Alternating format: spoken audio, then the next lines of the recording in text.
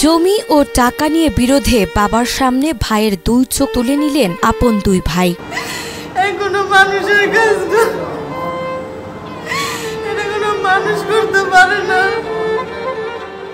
বরিশালের মুলাদিতে পারিবারিক আর্থিক বিরোধে এই মর্মান্তিক ঘটনা ঘটেছে। নাজিরপুর ইউনিয়নের সাহেবেরচর গ্রামের আশেদ ব্যাপারীর মেজো ছেলে রকুন এবং ছোট ছেলে স্বপন আপন সেজো ভাই রিপন ব্যাপারীর দুই চোখ তুলে নেয়। জায়গা জমি নিয়ে কিছু ঝামেলা ছিল, ওনাদের কাছে কিছু টাকা পয়সা পাইতো আমার বাবা।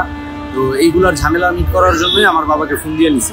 গ্রামে নেওয়ার পরে ওই যে রাত্রে 2:30-3টার দিকে আর কি প্রথমে বাইটা বাবাকে প্রচন্ড পরিমাণ মারছে, পিটাইছে।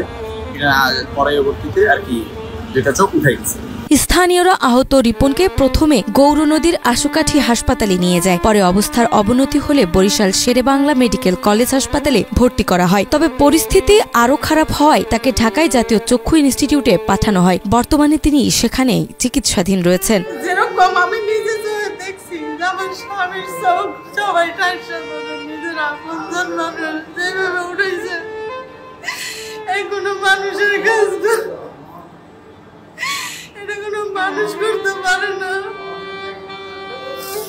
আমি এটা কি দেখলাম, আল্লাহ আমার কি দেখলো, আমি এটা কিভাবে সহ্য করবো?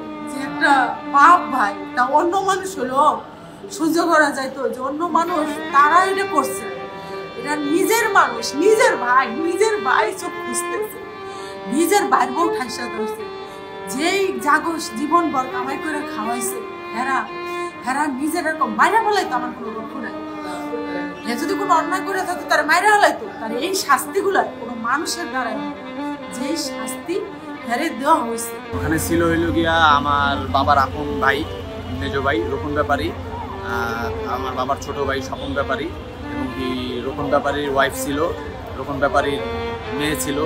এখানে আশপাশে আরো অনেক লোকজন ছিল, প্রায় মোট ওরা 8-9 জনের মতো লোক ছিল। নাজমা, মাই টিভি।